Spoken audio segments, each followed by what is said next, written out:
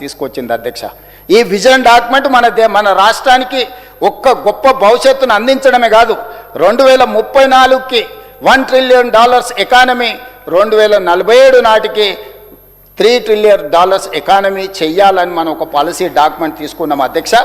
ఈరోజు నవశకానికి ఒక నూతన విధానాన్ని మనం తీసుకొచ్చినప్పుడు దీన్ని ఆహ్వానించి మీకున్న అనుభవంతో ఈరోజు సూచనలు చేసినుంటే తప్పకుండా తెలంగాణ ప్రజలు మిమ్మల్ని అభినందించుండేటోళ్ళు అధ్యక్ష. మా విజన్ని 2 భాగాలుగా విభజించుకున్నాం అధ్యక్ష. 2034 నాటికి మన లక్ష్యం $1 ట్రిలియన్ ఆర్థిక వ్యవస్థగా ఎదగడం, 2047 అంటే దేశ స్వతంత్రం 100 సంవత్సరాలు పూర్తి చేసుకోబోతుంది అధ్యక్ష. 15 ఆగస్టు 1947 దేశానికి స్వతంత్రం వస్తే 15 ఆగస్టు 2047 నాటికి 100 సంవత్సరాలు ఈ దేశం స్వతంత్ర ఉత్సవాలను జరుపుకోబోతున్నాం అధ్యక్ష. ఆనాటి కోసం ఒక ప్రణాళిక సిద్ధం చేసుకొని ఈనాడు గవర్నర్ గారు తన ఆలోచనని, తన విజ్డమ్ని, తెలంగాణ రాష్ట్ర ప్రభుత్వ ప్రతిపాదనని సభా ముందు, సభ్యుల ముందు, శాసనమండలి సభ్యుల ముందు, శాసనసభ్యుల ముందు ప్రవేశపెట్టినప్పుడు సంపూర్ణంగా మనందరం ఏకగ్రీవంగా ఈ విషయంలో ఏకమై సమర్థించుంటే దేశానికే తెలంగాణ రాష్ట్రం ఆదర్శంగా నిలబడి ఉండేది, ప్రతిపక్ష పార్టీ గౌరవం కూడా పెరిగి ఉండేది. కానీ ప్రతి దాంట్లో రాజకీయము, స్వార్థము, అధికారం కోల్పోయినామన్న దుఃఖమే తప్ప ఎక్కడైనా ఒక్క మంచి మాట, మొత్తం ప్రసంగం చూడండి అధ్యక్ష. అందుకే ఈ తెలంగాణ రాష్ట్రానికి వాళ్ళు కలిసి వచ్చినా కలిసి రాకపోయినా ఏది ఏమైనా ఎవరు అడ్డుపడ్డా ముందుకు వెళ్ళాలని ఈ ప్రభుత్వం నిర్ణయం తీసుకున్నది అధ్యక్ష.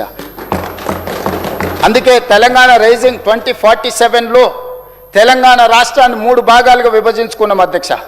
మొదటి భాగం cure outer ring road inside 2073 square కిలోమీటర్లు ఉన్నది అధ్యక్ష. 1,34,00,000 జనాభా ఇక్కడ నివసిస్తున్నారు అధ్యక్ష. కోర్ అర్బన్ రీజియన్ ఎకానమీ, ఇందులో ఈనాడు రకరకాల పరిశ్రమలు ఉన్నాయి, రకరకాల సర్వీస్ సెక్టర్స్ ఉన్నాయి, రకరకాల కార్యాలయాలు ఉన్నాయి, రకరకాల కాలుష్యం ఉంది, రకరకాల ప్రణాళికలు ఉన్నాయి, రకరకాల ఆలోచనలు ఉన్నాయి. వీటన్నిటిని కూడా అవగాహన చేసుకొని, అర్థం చేసుకొని ఒక ప్రణాళిక రచించి ఎక్స్పర్ట్స్ నుంచి, ఎన్విరాన్మెంటల్ ఎక్స్పర్ట్స్ని, క్లైమేట్ చేంజెస్ను గుర్తించే వాళ్ళని, ఐటీ ఎక్స్పర్ట్స్ని, వీళ్ళతో పాటు నీతి ఆయోగ్, కేంద్ర ప్రభుత్వానికి పాలసీ డాక్యుమెంట్ చేసే నీతి ఆయోగ్ని, గొప్పగా మనం చెప్పుకునే ఐఎస్బిని, నల్సార్ యూనివర్సిటీని అందరిని కూడా భాగస్వాములను చేసుకొని తెలంగాణ రైజింగ్ 2047 పాలసీ డాక్యుమెంట్ మనం తయారు చేసుకున్నాం అధ్యక్ష. రాబోయే 20 సంవత్సరాలు ఏ విధంగా ప్రణాళికలు వేయాలి, ఏ విధంగా రాబోయే సంక్షోభాన్ని ఎదుర్కోవాలి, ఏ విధంగా ఈ తెలంగాణ ప్రాంతంలో ఉన్న యువతకు ఒక భరోసా కల్పించాలి, మహిళలను ఆర్థికంగా ఏ విధంగా నిలబెట్టాలి, రైతును రాజును ఏ విధంగా చెయ్యాలనే ప్రణాళికలే క్యూర్, ప్యూర్ అండ్ రేర్ అధ్యక్ష. ఈరోజు క్యూర్కు సంబంధించి కొన్ని అంశాలను మీ ముందు నేను పెట్టదలుచుకున్నా అధ్యక్ష.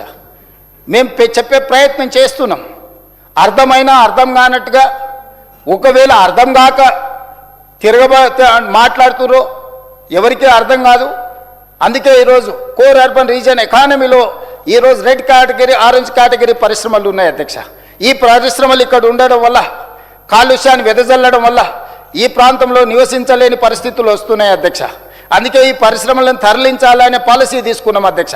ఇదే కాకుండా ఈరోజు ఈ నగరానికి మీ వికారాబాద్, తమరు ప్రాతినిధ్యం వహిస్తున్న వికారాబాద్ అనంతగిరి కొండల్లో మచ్కుందా నది, అంటే ఈరోజు మనం అందరం గొప్పగా చెప్పుకునే మూసీ నది అక్కడ మొదలై అక్కడి నుంచి నల్గొండ జిల్లాలో వాడపల్లి దగ్గర కృష్ణానదిలో విలీనమవుతుంది అధ్యక్ష.